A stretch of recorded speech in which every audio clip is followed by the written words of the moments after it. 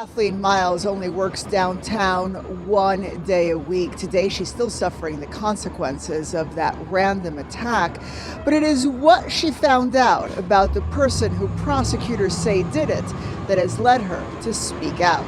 You know, I genuinely don't want to depress you guys out there in the audience by covering stories from these major left-wing cities that all follow the same pattern, recommending the same solutions, only for them to never be implemented and just to see them happen all over again. And this story out of the city of Chicago is a perfect example of what we're talking about. In this particular case, you have a woman, a mother who actually lives in the suburbs, only has to show up to the office in the city of Chicago 1 day a week. Other days she works home remotely. She ends up going to a populated portion of the city on her way to work, only to be sucker punched by a random individual who turns out to be a serious, ongoing, well-documented threat in the city of Chicago that the system has bent over backwards in order to give him slaps on the wrist. However, this story might be a little bit different because this comes at a time when currently the mayor of Chicago, Brandon Johnson, is at war, at least rhetorically, with President Evil Orange Man Donald J. Orange Man Bad Trump over whether or not the president should deploy the National Guard to the city of Chicago, much like he's done in the District of Columbia, in order to drive down criminality. Now, of course, Brandon Johnson is outraged at this. Are you prepared to defend this land that was built by slaves, a land that was built by indigenous people, a land that is built by workers? Are you prepared to defend this land? The people united will always prevail. I need you all to stand firm, to stand strong. And Brandon Johnson has made it absolutely clear that he is willing to do absolutely anything to prevent those troops from coming in to his city in order to override his authority. And when I say absolutely anything, of course, I give the caveat, anything but hold criminals accountable, anything but hire more police officers, anything but solve the underlying issue that would cause this deployment. But I also think it would behoove me to give you my position on whether or not the National Guard should be deployed to the city of Chicago, because while this might be surprising to some of you, my answer is actually no. They should not be deployed at the president's will against the will of the governor, because in reality, unlike the District of Columbia, which is a federal territory and has the Home Rule Act, the president does not actually have the authority outside of specific emergency situations to deploy the National Guard to do law enforcement on the local level, and I think it would be a mistake for him to do so because you'll end up getting limited by the courts beyond what you expected, and the president really should focus on the continued efforts in the District of Columbia to compare and contrast that to somebody like Pritzker, who refuses to do so in the city of Chicago, and Brandon Johnson, who of course is supporting the repeat release of these violent criminals. Now, with all that being said, I want to get into this specific story, but before we do, I want to thank everybody who supports this channel via actualjusticewarrior.com/join. He hit me with such force. Sitting at home in Lake Villa today, Kathy Miles admits the last thing she remembers before her attack on August the 19th is walking past Block 37 in the Loop on the way to the Union Station. I woke up and my coworker was standing above me saying, "You're okay, we're in the hospital, you've been assaulted." She then passed out again. The next thing I remember is my daughter Deanna saying, "Hi mama, I'm here. You're okay." Imagine being a mother on your way to work in a populated area in a major metropolitan city where it's ridiculously expensive to live, possibly too expensive for you personally to live because you live in the suburbs, and then all of a sudden, without any memory of what went down, you end up waking up in pain in the hospital with a coworker standing over you. The coworker tries to explain what happened to you, only for you to pass out again, wake up the very next day to your child child standing over you, and of course, you're looking at the absolutely horrified look on their face based on your significant injuries. And to be clear, what you're seeing right now is the healed version of this woman's face, or the healing version. And if you go to the local news segment in the description of this video, you can actually see for yourself the extent of the damage. Now, YouTube has added a new policy that prevents me from showing you that, claiming that this is the violent aftermath and therefore it's not suitable, and they'll suppress this video as they did a previous video on this channel if I do. So you'll have to do that if you want to see it, but make no mistake about it, her injuries were extensive, they were horrible, but more importantly, they were preventable. While she doesn't remember what happened, a colleague who was walking with her at the time told her this. She had said this man came in between the two of us, shoved us apart, and then hit me in the face. That punch left Miles with several broken bones in her face, as well as a concussion. So as described by the local news media, this woman, the victim of this heinous attack, doesn't have any memory of this. However, her coworker describes what went down, which is as they were crossing the street near Union Station, an individual decided to walk up to them, push them apart, and then sucker punch this woman. And the suspect that the police are saying is guilty of this, but as of right now, it is alleged, is a man called William Livingston, age 32. And by the way, normally I would consider this a potential variant of the knockout game. However, based on his age, based on the fact that you don't have the crowd around him, this appears to be just a violent individual with a lengthy criminal history that we're going to get into in just a little bit, who has been given chance after chance after chance, despite the fact that his criminal record shows that he is prone to attack women in this exact way, and has been doing so for a very long time. According to police, she was assaulted by 32-year-old William Livingston. A record search produced 13 mugshots of Livingston going back to 2012.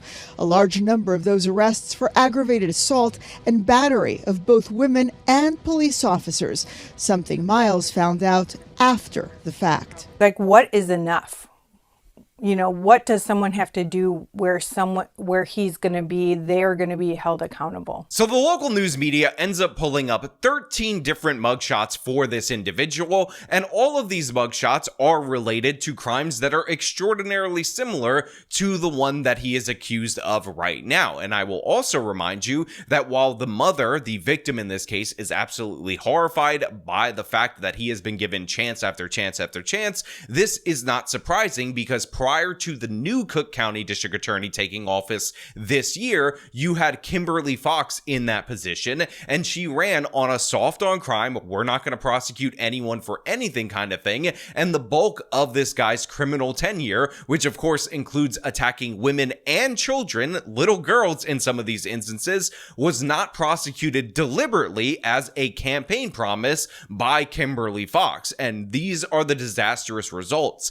I don't know about you guys, but I think if you assault women, if you assault individuals, if you insult children over and over and over again, then maybe, just maybe, you shouldn't get 13 plus chances from the district attorney's office. Maybe we should finally say, you know what? You might be one of those serious ongoing threats to society, somebody that we need to incapacitate, and likely what we need to do is actually incarcerate you as a consequence. But of course, Brandon Johnson is of the same ilk as Kimberly Fox was in the Cook County Prosecutor's Office, so they constantly recommended diversion programs, anger management, midnight basketball, and all sorts of ways to help this individual escape accountability, despite the fact that he showed you over and over and over again exactly who he was and that he was going to do this again. And if you don't believe me, listen to some of the sentences that this guy got for, again, 10 plus offenses. According to online records, Livingston's history of random acts of violence against women goes back 8 years. In 2017, he was accused of randomly attacking 2 women months apart. Both cases were dropped. In 2022, Livingston was sentenced to 5 years in prison after prosecutors said he punched and attempted to rob 4 women within 20 minutes in the Loop.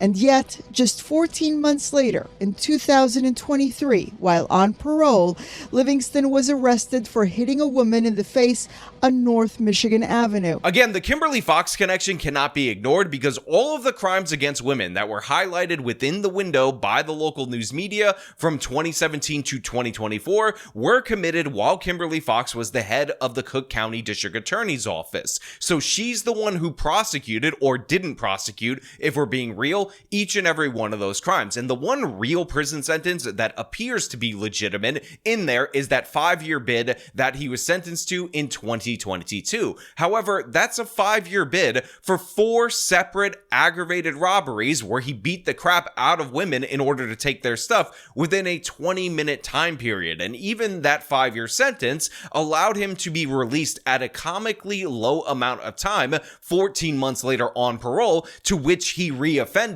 where he should have been sent back to prison to serve out the remainder of his 5-year sentence. However, his parole was not violated by Cook County's District Attorney's Office because Kimberly Fox thought he was an innocent Baba Angel Aladdin who didn't do anything wrong. That's right, guys. When you see a guy punch multiple women in the face in order to rob them in a 20-minute time period, what you're supposed to think of, according to Brandon Johnson and Kimberly Fox, is that wonderful song from that Aladdin movie, Riff Raff, Street Rat. You're not supposed to buy that. You're supposed to steal it, because honestly, what we need to do is look a little closer at this innocent Baba Angel Aladdin, because what we actually realize is that he has a heart of gold, according to these absolute idiots. Now, of course, the reality is this guy's a thug. He's a repeat offender. He might have a mental issue that, by the way, does not get better when you release him back onto the streets over and over and over again. And this woman, who suffered multiple broken bones in her face, suffered a concussion, could have easily died as a consequence of this.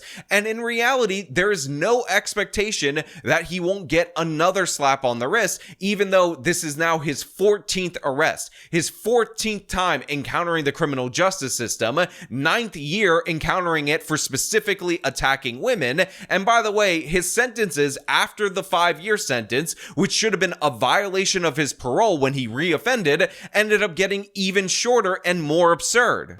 And in 2024, he was sentenced to 100 days in prison after punching a 15-year-old girl, also on North Michigan Avenue. I mean, guys, think about how stupid this is. The guy should have been charged in such a way where you kind of got a 20-year sentence for his previous assaults, because it was 4 different robberies committed within 20 minutes. But instead, he gets released early on parole, and then he punches a 15-year-old, and rather than violating his parole, they sentenced him to 100 days in jail. Again, he's already supposed to be in prison, and they're like, that's not really a thing that we're all that concerned about. Now you're punching younger women, more vulnerable people in the same area. Why don't we just send you to jail for 100 days? But also, you're probably in lockup awaiting trial, so that's really just time served. So why don't we just release you back out onto the streets, as long as you kind of promise, but not even really do that, to not do it again. Maybe if you say I'm sorry and you promise to go to anger management and you never actually show up, we'll just let bygones be bygones. Oh crap, he already knocked out another woman. Geez, I guess we have to implement some more social workers in and around this area. I'm not going to let someone speak for me.